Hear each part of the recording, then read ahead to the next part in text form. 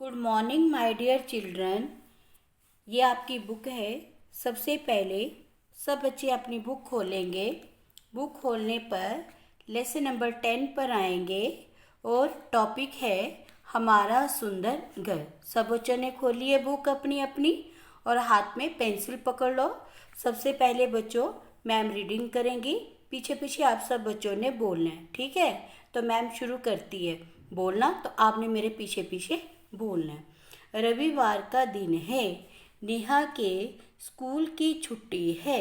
वह सुबह सुबह उठकर देखती है कि उसकी माँ घर की सफाई में लगी है। आंख मलते हुए नेहा अपनी माँ से बोली, माँ आप घर की रोज़ सफाई क्यों करती हैं? बेटा, घर साफ रहेगा तभी तो बीमारियां भी हमसे दूर रहेंगी और हमारी सेहत भी अच्छी रहेगी। तो बच्चों, इसके बाद मैं आपको समझाती हूँ कि इसमें क्या बताया हुआ है। बच्चों, इतवार का दिन है। इतवार किसको कहते हैं? रविवार को इतवार भी कहते हैं। इतवार को सभी की छुट्टी होती है ना, हमें भी छुट्टी होती है इतवार को, तो इसलिए नेहा को भी आज छुट्टी है। नेहा जब सुबह उठती है तो वह क्या देखती है कि उसकी माँ घर की सफाई करने में लगी है। अपनी आंख को मलते हुए वह माँ से पूछती है, माँ आप रोज घर की सफाई क्यों करती हो? माँ उसे बताती है कि घर साफ सफाई रहेगा तभी तो हमारी सेहत अच्छी रहेगी और बीमारियां भी हमसे दूर रहेंगी। आगे बच्चों, माँ सफाई का और फिर माँ जो है वो नेहा जो है वो माँ से प्रश्न पूछती है। क्या पूछती है? माँ सफाई का सेहत से क्या संबंध, क्या रिलेशन है सेहत के साथ उसका, सफाई का? तो आज मैं तुम्हें बताती हूँ, माँ कहती है आज मैं तुम्हें बताती हूँ कि सफाई का सेहत से क्या संबंध है। कि आज मैं तुम्हें बताती हूँ कि सफाई का सेहत से क्या संबंध है। बीमारियों से दूर रहने के लिए अपने शरीर की सफाई के साथ साथ अपने घर की सफाई रखना भी बहुत ज़रूरी है। फर्श की धूल और दीवारों पर लगे जालों में बीमारी के कीटाणु रहते हैं। अगर हम इनकी रोज़ सफाई नहीं करेंगे तो सांस लेते समय ये कीटाणु हमारे शरीर के अंदर समा जाएंगे और बीमारियों के रूप में फैल जाएंगे। हम सांस और चर्म की अनेक बीमारियों के शिकार हो जाएंगे।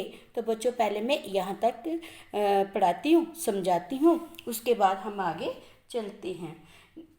जब बच्चों नेहा ने माँ से प्रश्न पूछा, माँ सफाई का सेहत से क्या संबंध है, तो माँ ने नेहा को बताते हुए कहा कि बीमारियों से दूर रहने के लिए अपने शरीर के साथ साथ अपने घर की सफाई रखना भी बहुत ज़रूरी है।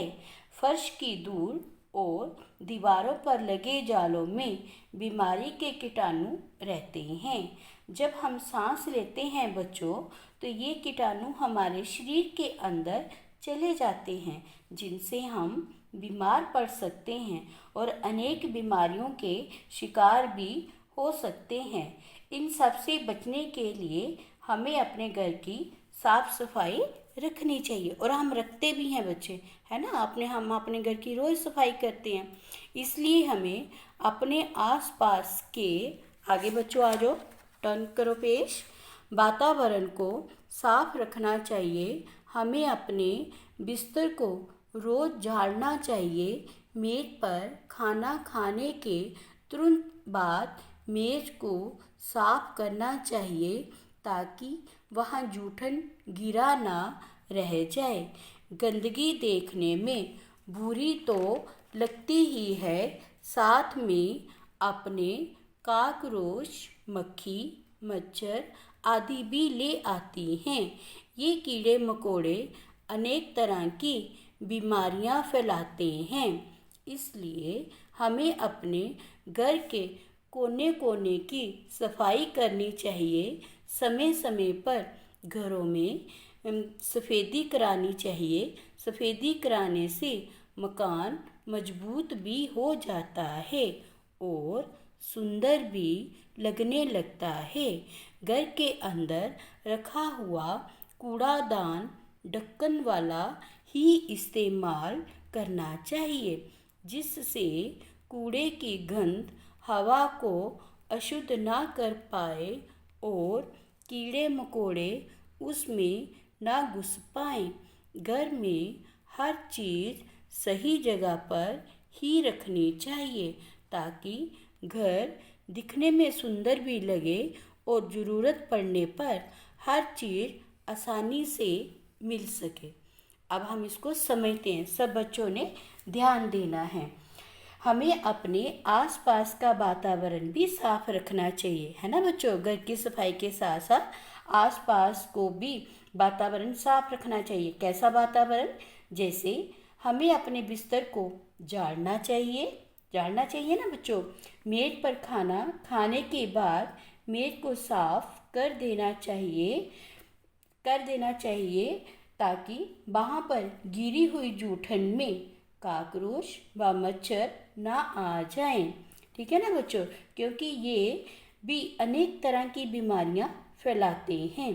घर के अंदर कूड़ादान भी ढक्कन वाला ही रखना चाहिए। क्यों रखना चाहिए बच्चों?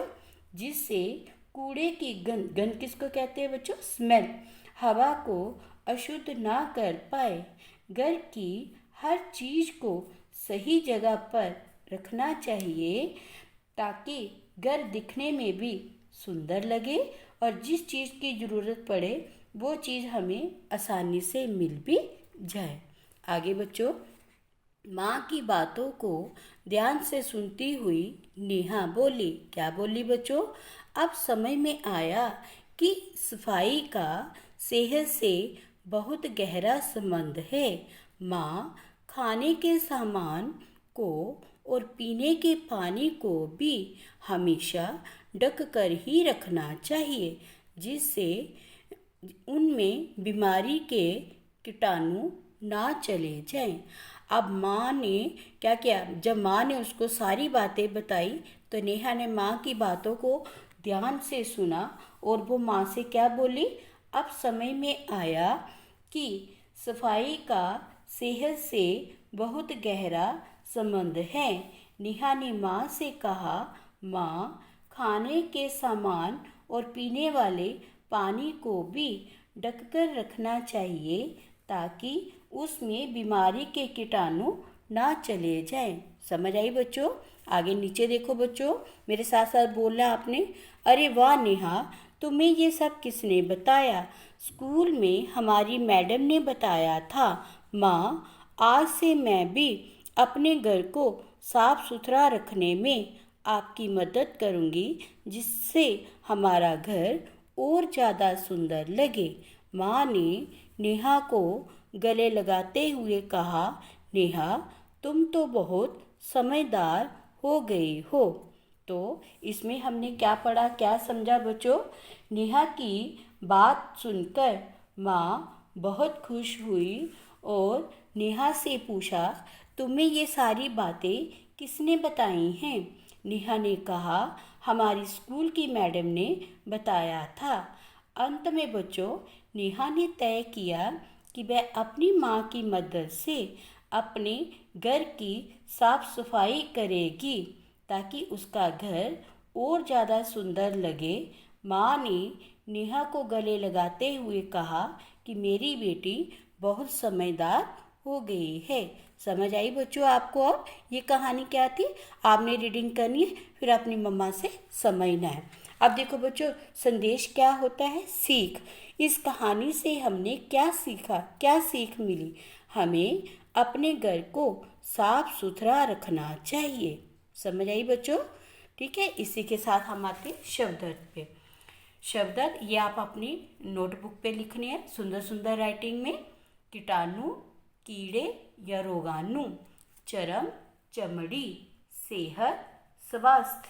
अशुद्ध, खराब या अपवित्र, बीमारी, रोग, मजबूत, पक्का या टिकाऊ, वातावरण, माहौल, संबंध, रिश्ता। ठीक है बच्चों, तो ये आपने अपनी नोटबुक पे लिखना है। इसी के साथ बच्चों धन्यवाद।